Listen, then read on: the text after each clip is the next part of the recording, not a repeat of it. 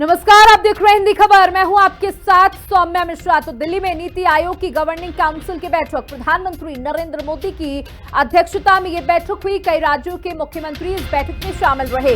वहीं उत्तराखंड के सीएम भी इस बैठक में शामिल रहे। विभिन्न विषयों पर अपना पक्ष रखा। किस तरीके से राज्य का उत्थान किया जा सकता है, किस तरीके से राज्य को आगे बढ़ाया जा सकता है, क्या क्या मुश्किलें आ रही हैं, उन सभी बातों का जिक्र आज इस बैठक के दौरान किया गया।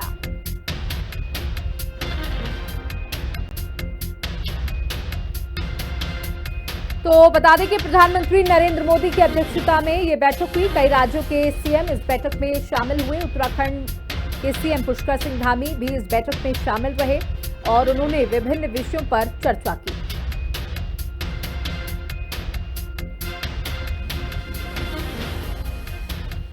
साथ ही बता दें कि उत्तराखंड अल्पसंख्यकों की छात्रवृत्ति में बड़ी गड़बड़ी पाई गई है। 91 संस्थान छात्रवृत्ति के मामले में संदिग्ध गड़बड़ी का मामला है।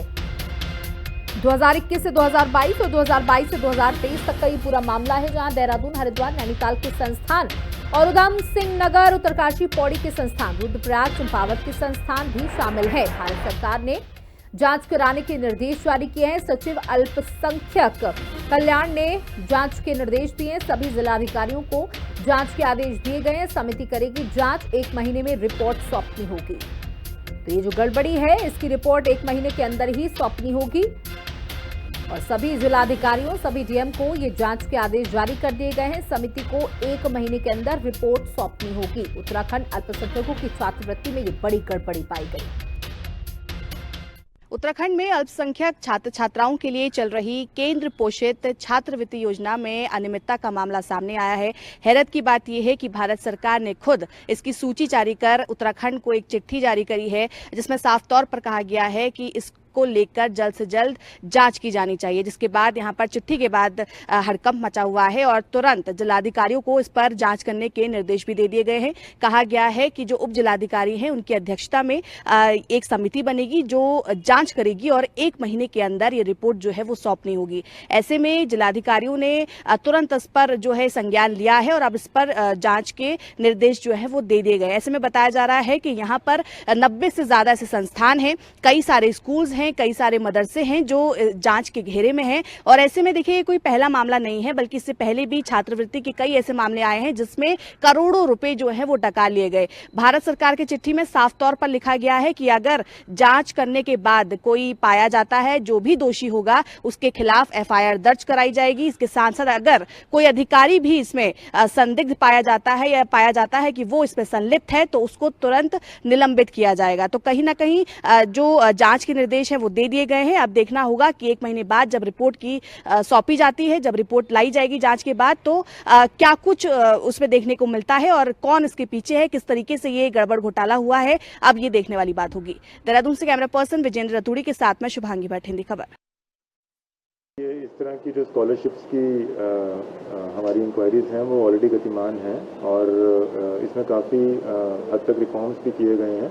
फिर भी ऐसे कोई फ्रॉडुलेंट इनपुट्स प्रकाश में आते हैं तो उसकी तदनुसार जांच अवश्य की जाए। The directions of the centre and the state government will be complied. तो ये बड़ी खबर आपको दे दी, जहां देहरादून, हरिद्वार, नैनीताल के संस्थानों को भी जांच कराने के आदेश दिए गए हैं और ये जो बड़ी गड़बड़ी पाई गई है, इसको लेकर सवाल भी विपक्ष के द्वारा खड़े किए जा रहे हैं।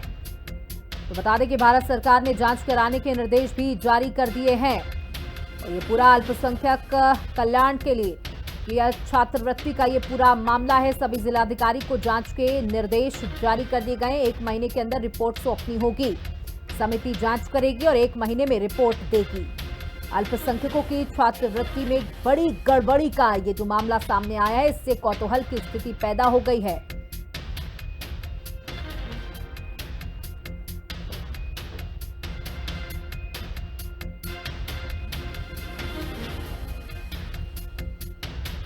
और हमारे साथ हमारी सहयोगी शुभांगी भट्ट फोन लाइन पर जुड़ चुकी हैं। शुभांगी, देखिए, ये बड़ी गड़बड़ी का जो ये मामला सामने आया है, इस पर क्या कुछ एक्शन लिया जा रहा है? बिल्कुल देखिए, अल्पसंख्यकों की योजना में बड़ी गड़बड़ी की बात जो है वो सामने आ रही है और भारत सरकार ने खुद उत्तराखंड के तमाम संस्थाओं के नाम जो है वो भेजकर इस मामले में जांच करने की बात कही है, जिसके बाद तमाम जिलाधिकारियों को इसको लेकर निर्देशित भी किया गया और जिलाधिकारी से भी हमने आज बातचीत की। उन्होंने बताया कि उप जिलाधिकारी की अध्यक्षता में एक समिति का भी गठन हुआ है जो कि अब इस पर जांच करेगी और 1 महीने के अंदर रिपोर्ट देगी कि आखिर इसमें क्या कुछ है, क्योंकि जो चिट्ठी भारत सरकार के द्वारा उत्तराखंड में भेजी गई है उसमें साफ तौर पर लिखा गया है कि जो भी इस पर दोषी पाया जाएगा उसके खिलाफ एफआईआर दर्ज की जाएगी और अगर कोई अधिकारी इसमें संलिप्त पाया जाता है तो उसको तत्काल रूप से निलंबित कर दिया जाएगा। ऐसे में क्योंकि कई सारे जिले हैं, इसमें उधम सिंह नगर है, इसमें हरिद्वार है, देहरादून है, नैनीताल है, ये 4 ऐसे जिले हैं जिसमें सबसे ज्यादा संदिग्ध जो स्कूल है, संस्थान है, मदरसे है वो इस सूची में है। इसके अलावा उत्तरकाशी, रुद्रप्रयाग, पौड़ी, चंपावत ये वो जिले हैं जहाँ पर बड़े संस्थान भी इसमें शामिल हैं। तो कहीं ना कहीं ये मामला क्योंकि देखिए 2021 से 2023 के बीच का है और अब इसमें जांच बैठी है। इससे पहले भी इसको लेकर शिकायतें कई सारी आई है और ये कोई पहला मामला नहीं है। ऐसे ही छात्रवृत्ति योजनाओं को लेकर कई सारे करोड़ों रुपए जो है पहले भी ठगे गए हैं और यही कारण है कि इस बार दिशा निर्देश जो है इसको लेकर भारत सरकार के द्वारा डायरेक्ट आए हैं, क्योंकि जब छात्रवृत्ति योजनाएं चलती है तो केंद्र सरकार जो है केंद्र सरकार की तरफ से ही बजट आता है और केंद्र सरकार खुद इस पर निगरानी रखती है और जहां पर भी कुछ संदिग्ध स्थिति नजर आती है तो उस पर दिशा निर्देश भी दिए जाते हैं और जांच की बात भी कही जाती है, जो कि इस बार देखने को मिल रहा है। और अब क्योंकि कमेटी का गठन हुआ है, 1 महीने के अंदर ये रिपोर्ट आएगी, उसके बाद देखना होगा कि आखिर कौन इसके पीछे संलिप्त है और किस तरीके का ये घोटाला हुआ है। बिल्कुल, तो देखिए बड़ी गड़बड़ी पाई गई है जो कि साल 2021 से शुरू हुई 2023 तक का ये के बीच का ये पूरा मामला है, जहां अब सभी जिलाधिकारियों को भी कह दिया गया है कि 1 महीने के अंदर पूरी इंफॉर्मेशन कलेक्ट कर रिपोर्ट दी जाए। बिल्कुल देखिए, 1 महीने का समय है, जिलाधिकारियों को कहा गया और जिलाधिकारी ने जो है उप जिलाधिकारी की अध्यक्षता में कमेटियों का गठन भी किया है जो अब इस पर जांच करेगी। और क्योंकि बताया जा रहा है कि 90 से ज्यादा ऐसे संस्थान हैं, ऐसे मदरसे हैं, ऐसे स्कूल हैं जो जांच के दायरे में हैं और 1000 से ऊपर ये करीबन मामले हैं, तो कहीं ना कहीं बड़ा घोटाला निकलकर ये जो है सामने आ सकता है जब इस पर जांच होगी। और यही कारण है कि कमेटी का गठन किया गया है। 1 महीने के अंदर ये रिपोर्ट जो है वो तलब की जाएगी और जैसे मैंने कहा कि केंद्र सरकार की तरफ से ही, क्योंकि इन योजनाओं के लिए बजट आता है, केंद्र सरकार इस पर खुद निगरानी रखती है और यही कारण है कि इस बार भी भारत सरकार की तरफ से ये सूची जारी कर बताया गया है कि किस किस जिले में कहाँ पर संदिग्ध जो संस्थान है और स्कूल है, उसी के आधार पर अब ये जांच होगी और कहीं ना कहीं जो इस पर दोषी पाया जाएगा उसके खिलाफ एफआईआर भी दर्ज होगी। अगर अधिकारी इसमें संलिप्त होगा तो उसको निलंबित किया जाएगा। तो ये जो कुछ जिलों के नाम अभी मैंने आपको बताए, जैसे देहरादून, हरिद्वार, नैनीताल, उधम सिंह नगर, इन 4 जिलों में सबसे ज्यादा संदिग्ध संस्थान जो है वो बताए गए सूची के अंदर और इसीलिए अब इसको लेकर जांच बैठा दी गई है। हालांकि अब यही देखना होगा कि इस पर 1 महीने बाद जांच रिपोर्ट क्या कुछ कहती है। बहुत बहुत शुक्रिया शुभांगी, हमारे साथ जुड़ने के लिए, तमाम जानकारियां साझा करने के लिए। वहीं देश में कोविड ने एक बार फिर से दस्तक दे दी है। उत्तराखंड में भी 2 महिलाएं जो कि बेंगलुरु और गुजरात से आई वो कोविड पॉजिटिव पाई गई। ऐसे में उत्तराखंड का स्वास्थ्य विभाग अलर्ट मोड पर आ गया और तमाम अस्पतालों को भी अलर्ट रहने के निर्देश जारी कर दिए गए। इसी को लेकर हमारी सहयोगी अस्पताल के चिकित्सा अधीक्षक डॉक्टर RS बिष्ट से बात।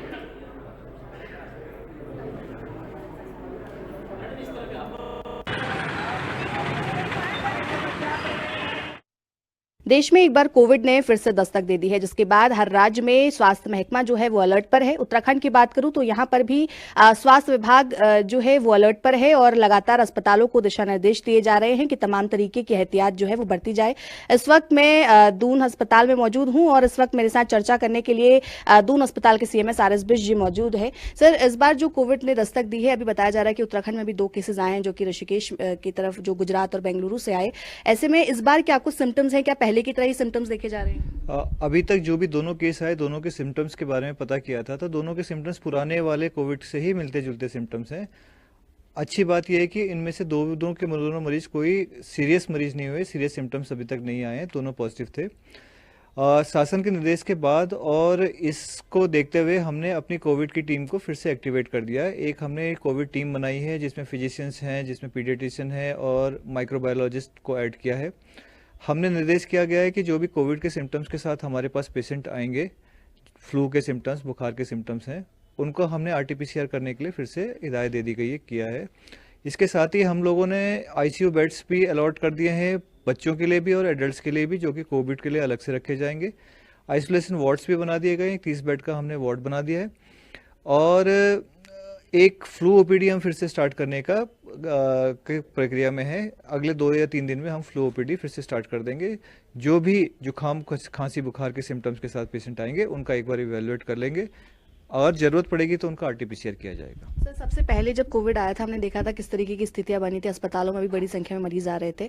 ऐसे में उसके बाद वैक्सीन भी लगाई गई और एक बार फिर से कोविड ने दस्तक दी है। क्या लगता है ये उतना ही घातक हो सकता है या इस बार कुछ लाइट जो है वो देखने को नहीं, उतना घातक होने का तो चांस नहीं है, क्योंकि पहले ही बार जब कोविड की पहली वेव आई थी तब हम लोगों को कुछ पता नहीं था कि ये कोविड है क्या, कैसे इसको ट्रीट करना है, सिम्टम्स कैसे हैं। समय के साथ साथ हमारी जानकारी बढ़ी, ट्रीटमेंट कैसे होता है वो पता चल गया। अभी तक जितना पता चला है ये पुराना वाला वेरिएंट ही है, ओमिक्रॉन ही वेरिएंट आ रहा है। बाकी हम इवेलुएट करेंगे, उसके बाद बताएंगे। हमें पता है कि हमारी लाइन ऑफ ट्रीटमेंट क्या होनी चाहिए, कैसे इवेलुएट करना है, क्या क्या उसके ड्रग्स यूज होंगे। तो हमारे हिसाब से उतना सीरियस होने का चांस कम ही है। तो देखिए, कोविड ने दस्तक जरूर दी है। उत्तराखंड में भी 2 केसेस जो है कोविड के मिले हैं, लेकिन एहतियात के तौर पर तमाम अस्पतालों को दिशा निर्देश दिए गए हैं। और दोनों अस्पताल की अगर मैं बात करूं, क्योंकि यहाँ का सबसे बड़ा सरकारी अस्पताल माना जाता है, यहाँ पर भी चाहे बेड्स हो या अन्य वार्ड्स हो, आइसोलेशन वार्ड्स हो, सभी की तैयारी कर ली गई है। और अगर कोई इस तरीके का केस आता है तो उसके लिए स्वास्थ्य महकमा जो है पूरी तरीके से तैयार है। देहरादून से कैमरा पर्सन विजेंद्र रतूड़ी के साथ में शुभांगी भट्ट, हिंदी खबर। तो देखिए, देश में एक बार फिर से कोविड के मामले देखने को मिल रहे हैं। उत्तराखंड में भी 2 लोगों में कोविड की पुष्टि होने के बाद सरकार और स्वास्थ्य विभाग अलर्ट मोड पर है। जहां हरिद्वार के लक्सर और उसके आसपास के इलाकों के अस्पतालों में कोविड से निपटने की तैयारियां की जा रही हैं। जहां एक तरफ अस्पतालों में आइसोलेशन वार्ड और अन्य दवाइयों का इंतजाम किया जा रहा है, तो दूसरी ओर लोगों को जागरूक करने का काम शुरू हो चुका है।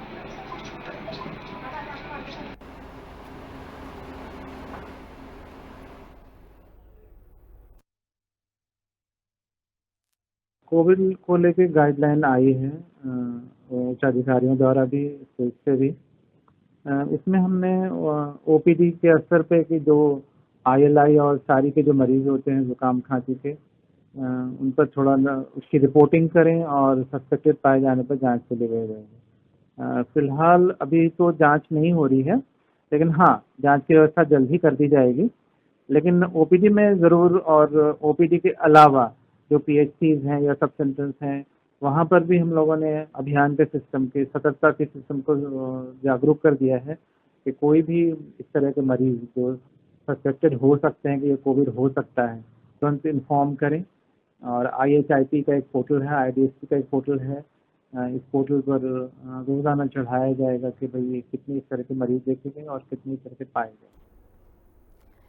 मसूरी में खाद्य सुरक्षा विभाग ने माल रोड पर खाद्य पदार्थों की जांच की। पनीर, मिठाई, मसालों सहित अन्य खाद्य सामग्री को जांच की गई, जिसमें कुछ सामान में मिलावट मिली, जिस पर दुकानदारों को चेतावनी दी गई। खाद्य विभाग के अधिकारियों ने कहा कि चेतावनी के बाद भी दुकानदार मिलावटी खाद्य सामग्री बेचते हुए पाया गया तो उसके खिलाफ दंडात्मक कार्रवाई की जाएगी।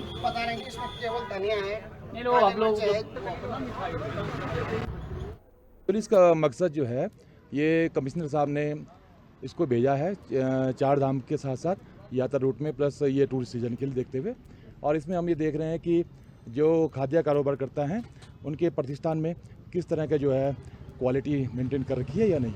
अभी तक जो सैंपल्स हमने देखे हैं उसमें एक में अभी थोड़ा मिलावट पाई गई है, उसमें स्टार्च की पुष्टि हुई है। बाकी अभी सैंपलिंग जारी है, अभी जांच हमारे एडमिनिस्ट कर रहे हैं। 12 तारीख से हम 4 धाम रूट में हैं। अभी हम पहले गंगोत्री रूट में गए थे और अभी यमुनोत्री रूट से होते हुए हम मसूरी आए हैं। उसके बाद हमारा जून में प्रोग्राम जो है वो बद्रीनाथ और केदारनाथ यात्रा रूट पे है।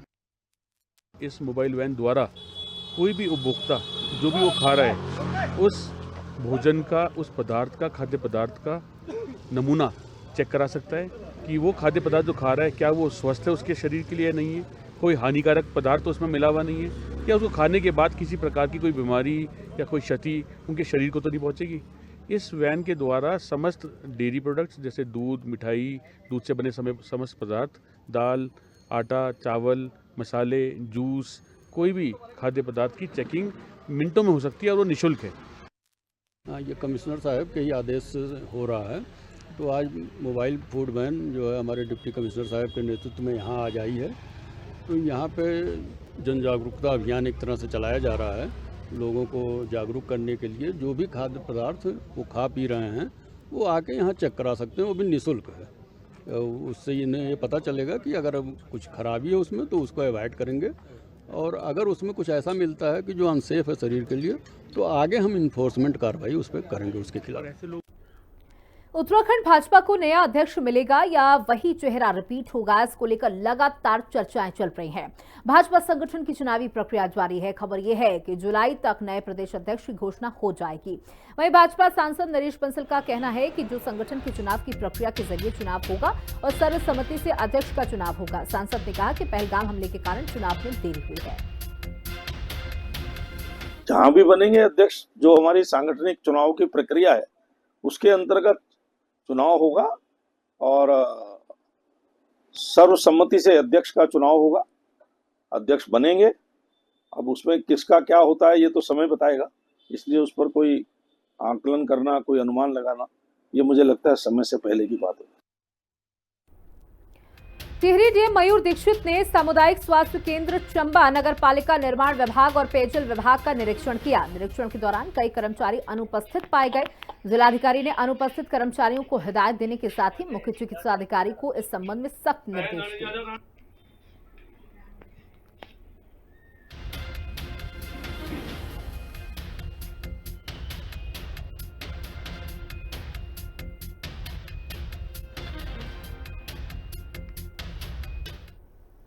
कश्मीर के पहलगाम में आतंकी हमले के बाद भारतीय सेना द्वारा पाकिस्तान में आतंकियों के ठिकानों को नस्ते नाबूद कर दिया गया।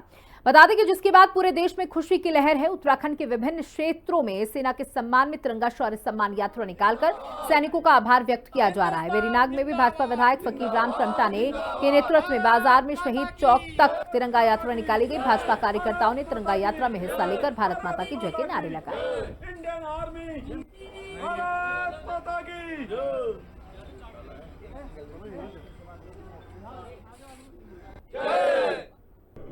क्या सिंदूर ऑपरेशन सिंदूर करके हमने कदम उठाया। हमारे देश ने, हमारे देश के सैनिकों ने, जो पाकिस्तान द्वारा हमारे ऊपर हमले किए गए, उस हमले को हमारे सैनिकों ने, हमारे देश के जवानों ने उसको आसमान में ही ध्वस्त कर दिया और हम इसकी घोर निंदा करते हैं।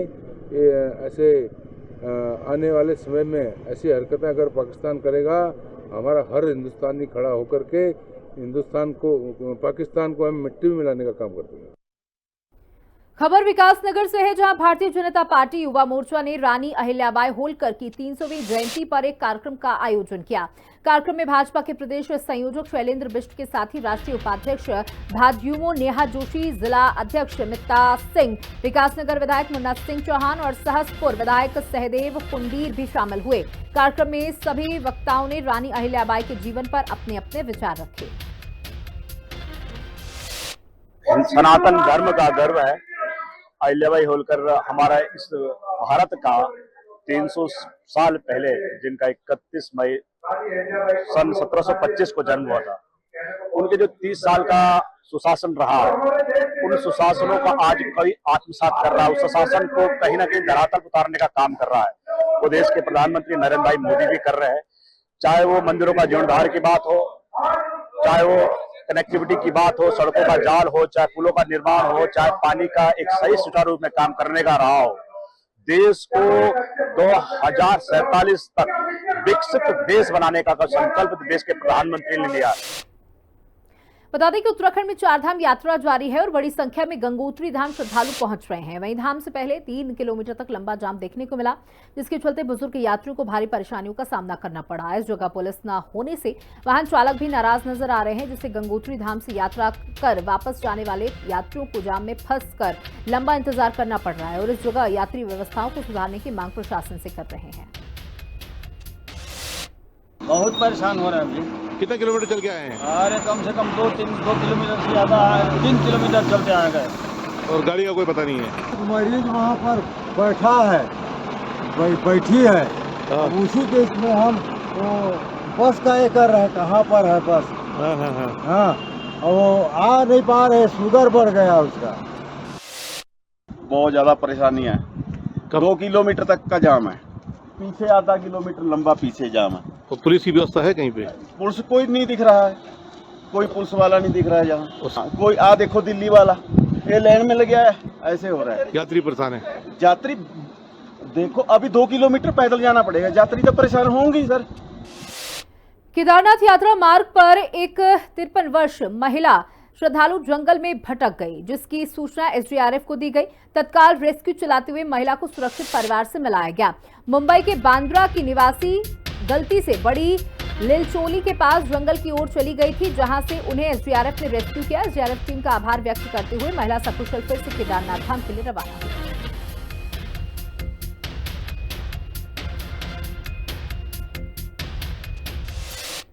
यहाँ पे वो जो घोड़े वाले और खच्चर वाले हैं ना, उनके धक्के की वजह से मैं परेशान हो गई, तो शॉर्टकट ले रही थी। तो 2 बार शॉर्टकट लिया तो बराबर आ गई, तीसरी बार शॉर्टकट लिया तो मैं थोड़ा भटक गई। तो भटक गई ऊपर, तो वो नदी के पात्र में ऊपर लटक गई। मैं वहीं पे बैठ गई और फिर महादेव जी को याद किया, तो दिमाग में आइडिया आया हेल्पलाइन को फ़ोन करे करके। तो मेरे पास आपका जो कार्ड था उसमें मैंने कॉल किया, नीचे हेल्पलाइन दिख के, और उसके बाद मैडम ने इनको बताया शायद, तो एसडीआरएफ की टीम आई तो उन्होंने मुझे वहाँ से निकाला। अब मुझे मेन रोड पे लाके छोड़ा है। वहीं तुंगनाथ घाटी के ऊंचाई वाले इलाके में लगातार बारिश होने से चौपता तुंगनाथ पैदल मार्ग के दोनों तरफ बुग्यालों में हरियाली लौटने लगी है। चौपता तुंगनाथ के 4 किलोमीटर पैदल मार्ग पर कई प्रजातियों के फूल खिलने से वहां की सुंदरता पर चार चांद लगने शुरू हो गए हैं। बुग्यालों में हरियाली लौटने और फूलों के खिलने से पैदल मार्ग पर आवाजाही करने वाले तीर्थयात्री और पर्यटक कुदरत की खूबसूरती का आनंद ले रहे हैं।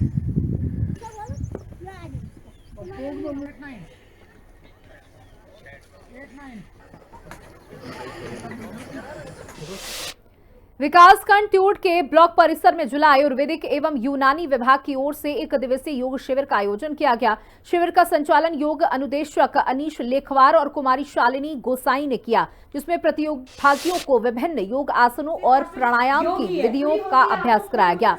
कार्यक्रम में मुख्य अतिथि ब्लॉक प्रशासक सीता रावत ने आगामी 21 जून को मनाए जाने वाले अंतर्राष्ट्रीय योग दिवस के लिए सभी नागरिकों से बढ़ चढ़कर सहभागिता की अपील की। उन्होंने योग को जीवन का अभिन्न अंग बताते हुए कहा कि नियमित योग अभ्यास न केवल शारीरिक बल्कि मानसिक स्वास्थ्य के लिए भी बेहद जरूरी है। आप हेल्दी तभी माने जाएंगे जब आप ये पूर्णता अगर कोई पूर्ण करता हो तो सिर्फ और सिर्फ योग ही है। पूरी होती है आपको पूर्ण रूप से स्वस्थ रखने की। आप बच्चे आगे जाके तो आज अंतर्राष्ट्रीय योग दिवस में मैं सबसे पहले तो जिले से अधिकारियों का मैं धन्यवाद करती हूँ, जिन्होंने यहाँ कार्यक्रम किया। मैं सबसे पहले इन बच्चों का भी धन्यवाद करती हूँ, क्योंकि बच्चे ही हमारी एक शान होती है और हमारे बच्चों ने जो कार्यक्रम किया बहुत ही अच्छा किया। और मैं सबसे पहले तो मैं कहना चाहती हूँ, जब हमारे अंतर्राष्ट्रीय योग दिवस होता है और योग महत्वपूर्ण है, क्योंकि जब हमारा शरीर स्वस्थ है तभी हमारा हर व्यक्ति हम कार्य भी कर सकते हैं, खड़े भी रह सकते हैं। मैं सभी लोगों से मैं कहना चाहती हूँ, आप लोग आगे भी ऐसे कार्यक्रम लगाते रहें, हमारे बच्चों को सीखने का मौका मिलेगा। मैं इस बारे में यही कहना चाहूँगी, आयुष विभाग उत्तराखंड के द्वारा 11वें अंतर्राष्ट्रीय योग दिवस के श्रृंखला में कई स्तर पे कार्यक्रम आयोजित किए जा रहे हैं। 1 मई से 21 मई तक ग्राम पंचायत लेवल पे प्रोग्राम किए गए और 21 मई से और 21 जून तक ब्लॉक लेवल प्रोग्राम आयोजित किए जा रहे हैं। उसी श्रृंखला में आज हम ब्लॉक थत्यूड़ में हैं, जिसमें एक योग सत्र का आयोजन किया गया। इस बार योगाभ्यास की थीम है 1 अर्थ 1 हेल्थ। इस सभी लोगों के लिए हेल्थ प्रोवाइड कर सके हम लोग योग के माध्यम से।